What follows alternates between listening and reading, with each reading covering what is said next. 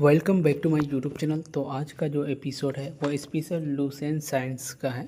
तो इसमें आप किसी भी कम्पिटिटिव एग्ज़ाम का तैयारी करते हैं, जैसे बीपीएससी का तैयारी करते हैं, या बीपीएससी TRE 4, यूपीएससी, या फिर एसएससी का तैयारी करते हैं, या Bihar DElEd, Bihar police, UP TET, UP police का तैयारी करते हैं, या फिर एमपी टेट का तैयारी करते हैं, तो ये आपके लिए बहुत ही इंपॉर्टेंट वीडियो है। तो इसमें ये है कि लूसेंट का ये साइंस है। तो इसमें फर्स्ट क्वेश्चन है, माध्यम के तापमान में वृद्धि के साथ प्रकाश की गति क्या होती है? बढ़ती है या फिर घटती है, या वैसे ही रहती है, या सहसा गिर जाती है? तो इसका जो आंसर होगा वो ऑप्शन नंबर ए हो जाएगा। यहाँ पे बढ़ती है। क्या होगा? बढ़ती है। तो ऑप्शन नंबर ए हो जाएगा। उसके बाद नेक्स्ट क्वेश्चन है, प्रकाश की गति है। तो प्रकाश की गति क्या है? 3 × 10⁻² मीटर पर सेकेंड, या 3 × 10⁻11 मीटर पर सेकेंड, 3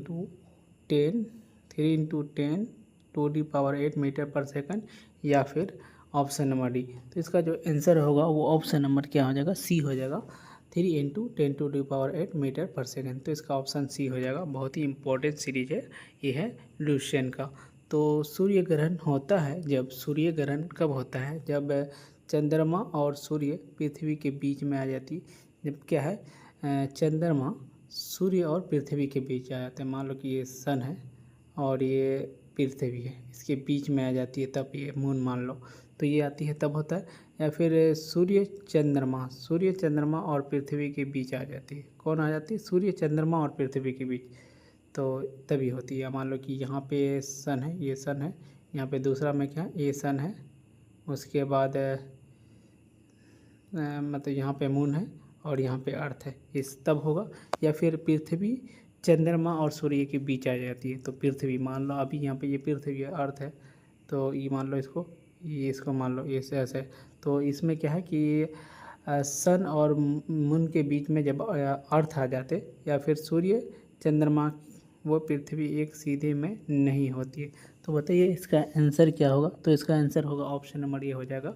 कब होता है? मतलब देखो यहाँ पे क्या है, सूर्य ग्रहण कब होता है? तो ऑप्शन नंबर क्या हो जाएगा? ए हो जाएगा। ए कैसे होगा? देखिए, चंद्रमा, तो मान लो ये चंद्रमा है, चंद्रमा सूर्य और पृथ्वी के बीच, तो ये है सूर्य है हो गया, और उसके बीच में ये है अर्थ, ये अर्थ है, और उसके बीच में मून आ गया, मून यहाँ पे है, ये मून। तब क्या होगा?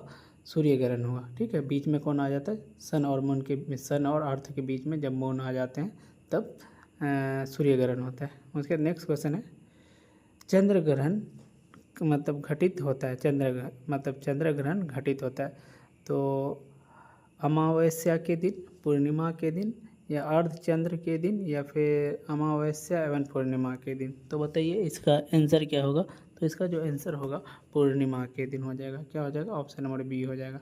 उसके बाद नेक्स्ट क्वेश्चन है, उचित रीति से कटे हीरे की मतलब उचित रीति से कटे हीरे की अवधारणा चमक का आधारभूत कारण ये है कि, मतलब कारण क्या है? तो उसमें अति उच्च पारदर्शिता होती है, या अति उच्च अपवर्तनांक सूचांक होता है, या ये बहुत कठोर होता है, या उसके सुनिश्चित विदलन तक होते हैं। तो इसका बताइए आंसर क्या होगा? तो इसका जो आंसर होगा वो क्या होगा? वो ऑप्शन नंबर बी हो जाएगा। उसका अति उच्च अपवर्तन सूचांक होता है, तो ऑप्शन नंबर बी होगा। तो क्वेश्चन को आप लोग एक बार देख लीजिए इसको। उसके बाद क्वेश्चन है 106, जब एक कॉम्पैक्ट डिस्क मतलब सीडी सूर्य के प्रकाश में देखी जाती है, किसके? सूर्य के प्रकाश में देखी जाती है, तो इंद्रधनुष के सामने, मतलब इंद्रधनुष के समान रंग दिखाई देते हैं। सीडी को, अगर सीडी को देखोगे तो उसमें कितना अलग अलग कलर दिखाई देगा। तो इसकी व्याख्या की जा सकती है। तो परावर्तन और अपवर्तन के परिघटना के आधार पर, परावर्तन या परागमन की परिघटना के आधार पर, या विवर्तन एवं पारगमन की परिघटना के आधार पर, या अपवर्तन या विवर्तन एवं परागमन की परिघटना के आधार पर। तो बताइए इसका आंसर क्या होने वाला है। तो इसका जो आंसर होगा परावर्तन एवं अपवर्तन, परावर्तन एवं अपवर्तन की परिघटना के आधार पर। तो ऑप्शन नंबर यहाँ पे ए हो जाएगा। उसके बाद नेक्स्ट क्वेश्चन है, किस गुणधर्म के कारण पानी से भरे बर्तन में डुबाई गई छड़ी मुड़ी हुई प्रतीत होती। तो बहुत इजी है, परावर्तन होगा या न्यूटन का गति का नियम होगा या अपवर्तन होगा या उत्प्लावन होगा। तो बताइए, ये RRB 2025 का पूछा हुआ क्वेश्चन है। उसके बाद बताइए इसका आंसर क्या होगा। तो इसका जो आंसर होगा वो अपवर्तन के कारण होता है। किसके कारण? अपवर्तन के कारण। उसके नेक्स्ट क्वेश्चन है, एक समतल दर्पण पर आपतित किरण 60 डिग्री का कोण बनाती है।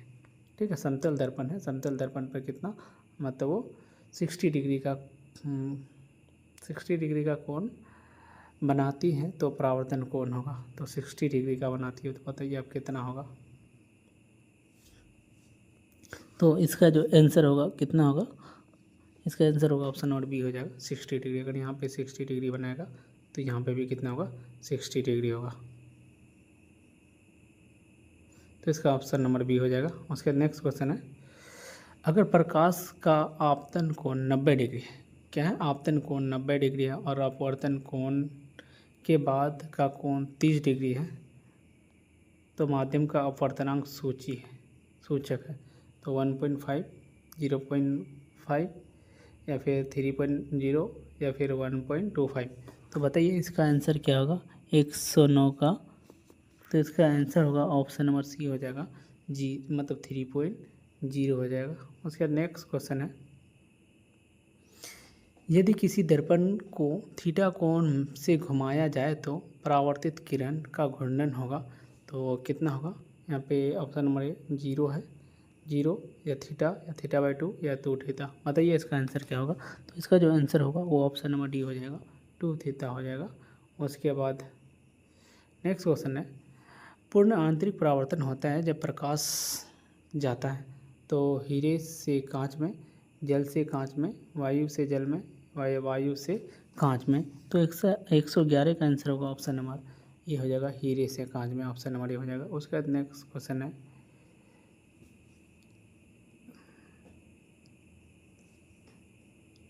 क्वेश्चन है, मृग तृष्णा उदाहरण है, किसका उदाहरण है। तो अपवर्तन का उदाहरण है, पूर्ण आंतरिक परावर्तन का है, या विक्षेपण का है, या फिर विवर्तन का है। तो ये है UPPSC 19, फिर 2014, 2012 में 1995 का पूछा हुआ क्वेश्चन है। तो बताइए इसका क्या होगा। और ये बहुत सारे मतलब छोटे छोटे कम्पिटिटिव एग्ज़ाम जैसे बिहार पुलिस हुआ और SSC में पूछा हुआ क्वेश्चन है, ये बहुत बार पूछा हुआ है। तो इसका जो आंसर होगा वो ऑप्शन नंबर बी हो जाएगा, पूर्ण आंतरिक परावर्तन हो जाएगा। क्वेश्चन नंबर 113 है, पेट अथवा शरीर के अन्य आंतरिक अंगों के निरीक्षण के लिए प्रयुक्त तकनीक इंडोस्कोपी आधारित है। इंडोस्कोपी किस में आधारित है, पूर्ण आंतरिक परावर्तन पर, वैतीकरण पर, या विवर्तन पर, या फिर ध्रुवन पर। तो बताइए इसका आंसर क्या होगा। तो इसका जो आंसर होगा वो होगा पूर्ण आंतरिक परावर्तन पर होता है। ठीक है, उसके नेक्स्ट क्वेश्चन है, उसके इंद्रधनुष देश के कारण होता है। तो परावर्तन के कारण, अपवर्तन के कारण, प्रकीर्णन के कारण, परावर्तन एवं अपवर्तन के कारण। तो इसका जो आंसर होने वाला है वो आंसर होगा ऑप्शन नंबर डी, परावर्तन एवं अपवर्तन का। ये RRB का क्वेश्चन है। उसके बाद आकाश का रंग नीला प्रतीत होता है। तो किसके कारण, विवर्तन के कारण, अपवर्तन के कारण, प्रकीर्णन के कारण, परावर्तन के कारण। तो 115 का आंसर होगा ऑप्शन नंबर सी, प्रकीर्णन के कारण, याद रखना है। उसके नेक्स्ट क्वेश्चन है, वायुमंडल में प्रकाश के विसरण का कारण है। तो कौन सा कारण होगा, यहाँ पे कार्बन डाइऑक्साइड, धूलकण, हीलियम या जलवाष्प। तो इसका आंसर बताइए आप लोग क्या होगा। तो इसका आंसर होगा ऑप्शन नंबर बी हो जाएगा, धूलकण हो जाएगा। उसके बाद नेक्स्ट क्वेश्चन है, खतरे के संकेतों के लिए लाल प्रकाश का प्रयोग किया जाता है क्योंकि इसका प्रकीर्णन सबसे कम होता है, या फिर ये आँखों के लिए आरामदायक होता है, या फिर इसका सबसे कम रासायनिक प्रभाव होता है, या फिर हवा द्वारा इसका अवशोषण सबसे कम होता है। तो ये क्वेश्चन आप लोग इसका आंसर बताइए। तो इसका आंसर होगा इसका प्रकीर्णन, है ना। इसका प्रकीर्णन सबसे कम होता है। ठीक है, क्या होता है? ऑप्शन नंबर ये हो जाएगा, इसका प्रकीर्णन सबसे कम होता है। उसका नेक्स्ट क्वेश्चन है, समुद्र नीला प्रतीत होता है, तो किसके कारण समुद्र नीला प्रतीत होता है? आप लोग बताइए कमेंट सेक्शन में आंसर इसका।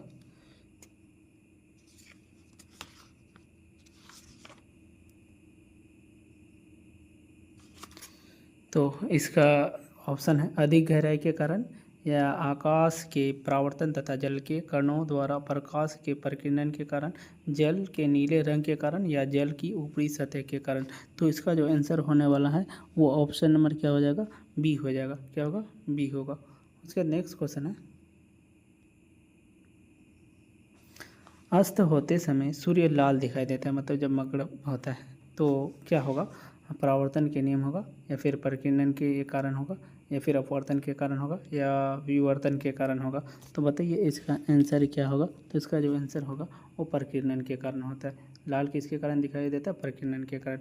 उसके ये क्वेश्चन है, मतलब 120, साबुन के पतले झाग में चमकदार रंग का बनना किस परिघटना का परिणाम है? तो यहाँ पे बहुलित परावर्तन और व्यतिकरण। तो इसका आंसर ये होगा ऑप्शन नंबर ए, बहुलित परावर्तन और व्यतिकरण ही होगा। उसका नेक्स्ट क्वेश्चन है, मोटर में पार्श्व दृष्टि के लिए कौन सा दर्पण प्रयुक्त होता है? तो समतल दर्पण, समतल दर्पण, समतल उत्तल दर्पण, अवतल दर्पण, उत्तल दर्पण। तो 121 का आंसर होगा वो ऑप्शन नंबर डी हो जाएगा, उत्तल दर्पण हो जाएगा। उसके नेक्स्ट क्वेश्चन है, धारी बनाने के लिए काम में लेते हैं, तो धारी बनाने के लिए समतल दर्पण लेते हैं, या उत्तल दर्पण, अवतल दर्पण, इनमें से कोई नहीं। तो धारी बनाने के लिए समतल दर्पण का लेते हैं और अवतल दर्पण का लेते हैं। तो आप लोग कमेंट सेक्शन में इसका आंसर जरूर बताइएगा क्या होगा। तो इसका आंसर अकॉर्डिंग टू सोल्यूशन तो अवतल दर्पण है धारी बनाने के लिए, मगर समतल दर्पण भी होना चाहिए इसका। तो आप लोग कमेंट सेक्शन में बताइएगा आंसर। मानव आँख की रेटिना पर कैसा प्रतिबिंब बनता है? तो मानव आँख की वास्तविक तथा उल्टा, वास्तविक तथा सीधा, आभासी तथा उल्टा, या आभासी तथा सीधा। तो 123 का आंसर होगा ऑप्शन नंबर ए, वास्तविक तथा उल्टा बनता है। ठीक है, वास्तविक एंड उल्टा बनता है मानव क्या है? रेटिना पर। उसके बाद ये लास्ट रहेगा आज के लिए। 1.5 मीटर लंबे व्यक्ति को अपना संपूर्ण प्रतिबिंब देखने के लिए आवश्यक दर्पण की न्यूनतम लंबाई होगी। तो लंबाई कितनी होगी? तो वहाँ पे ऑप्शन दिया है 1.5 और 0.75 मीटर, 3 मीटर या 2 मीटर। तो बताइए इसका आंसर क्या होगा? तो इसका आंसर होगा ऑप्शन नंबर बी हो जाएगा, 0.75। तो इसका मतलब हाफ है, 1.5 का हाफ। इसको अगर 1.5 है ना, उसका हाफ करोगे तो आपका निकल जाएगा। इसका पॉइंट हटाओगे तो यहाँ पे 10 हो जाएगा। अब इसको कट कर दो तो उससे जैसे ये करोगे तो 0.75 हो जाएगा। तो आंसर नंबर बी हो जाएगा। तो गाइज़ अगर वीडियो अच्छा लगे तो चैनल को क्या करना है? सब्सक्राइब करना है, वीडियो को शेयर करना है। Thank you for watching my video.